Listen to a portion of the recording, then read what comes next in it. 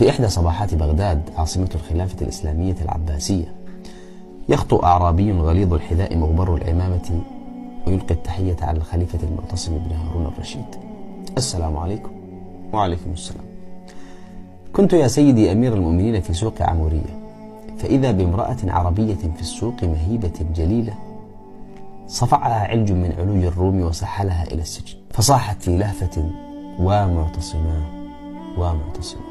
فلما سمع المعتصم ذلك استعظمه وكبر لديه، فقام من مجلسه وأجابها: لبيك لبيك. وصاح في قصره: النفير النفير. ثم ركب دابته وجمع العساكر فجلس في دار العامة، وأحضر قاضي بغداد ومعه أكثر من 300 رجل من أهل العدالة، فأشهدهم على ما وقع من الضياع، فجعل ثلثا لولده وثلثا لله تعالى وثلثا لمواليه. يعني خلاص الرجال رايح واحتمال ما يرجعش. هذه المرأة كانت واحدة من أكثر من 1000 أسيرة قادها في أغلال الذل والإهانة إمبراطور الروم، وقد شقت صرختها سماء التاريخ قبل أن تقع في قلب الخليفة، ليحرك بسببها جيشا ضخما قوامه 90,000 مقاتل من نخبة المسلمين. شهد أحداث هذه القصة شاعر بليغ يدعى أبو تمام حبيب ابن أوس الطائي، شاعر من الطراز الرفيع لدرجة أنه اختلف في التفضيل بينه وبين المتنبي والبحتري. جادت قريحته بواحدة من الملاحم الشعرية الشهيرة، مطلعها السيف، بدون أي مقدمات. السلام عليكم. السيف أصدق أنباء من الكتب، في حده الحد بين الجد واللعب، بيض الصفائح لا سود الصحائف، في متونهن جلاء الشك والريب. شرح فيها أبرز المواقف في تلك الحادثة، منها أن المنجمين أقبلوا على المعتصم وقالوا له بأن كل المؤشرات، الشهب والنجوم الأبراج، الشغلات حقهم هذه كلها توحي بأن يؤخر المعركة، يعني أن لا يغزو في الصيف بل ينتظر حتى ينضج التين والعنب. سرد هذا الجزئية في عدة أبيات أبلغها: 90,000 كآساد الشرى نضجت، جلودهم قبل نضج التين والعنب. المهم مش موضوعنا.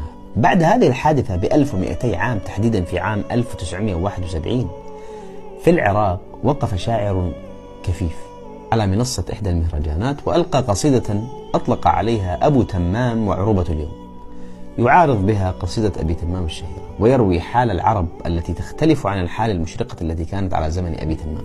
هذا الشخص هو الشاعر اليمني عبد الله البردوني. يبدأ البردوني القصيدة: ما أصدق السيف إن لم يمضه الكذب، وأكذب السيف إن لم يصدق الغضب.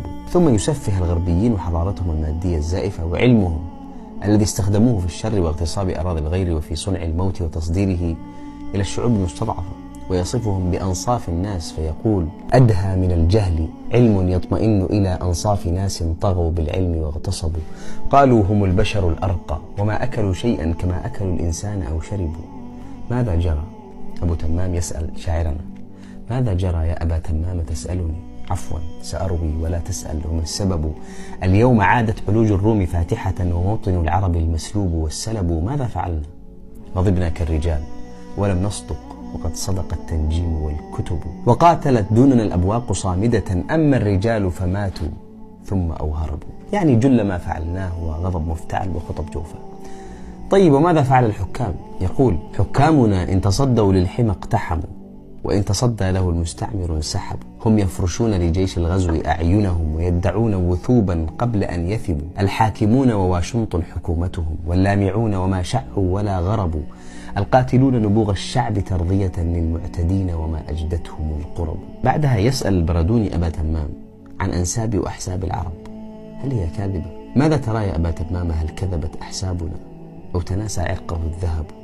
عروبة اليوم أخرى لا ينم على وجودها اسم ولا لون ولا لقب. 90,000 لعمورية اتقدوا، وللمنجم قالوا إننا الشهب. قيل انتظار قطاف الكرم، ما انتظروا نضج العناقيد، لكن قبلها التهبوا. واليوم 90 مليونا وما بلغوا نضجا، وقد عصر الزيتون والعنب. تنسى الرؤوس العوالي نار نخوتها، إذا امتطاها إلى أسياده الذنب. حبيب وافيت من صنعاء يحملني، نسر وخلف ضلوعي تلهث العرب. حبيب يعني أبو تمام اسمه حبيب. حبيب هذا صداك اليوم أنشده، لكن لماذا ترى وجهي وتكتئب؟ ماذا أتعجب من شيبي على صغري؟ إني ولدت عجوزا كيف تعتجب؟ كأن أبا تمام هبط من زمانه الجميل إلى زماننا القبيح فانصدم. الرجل مش مستوعب، فبيسأل ماذا ولماذا وكيف.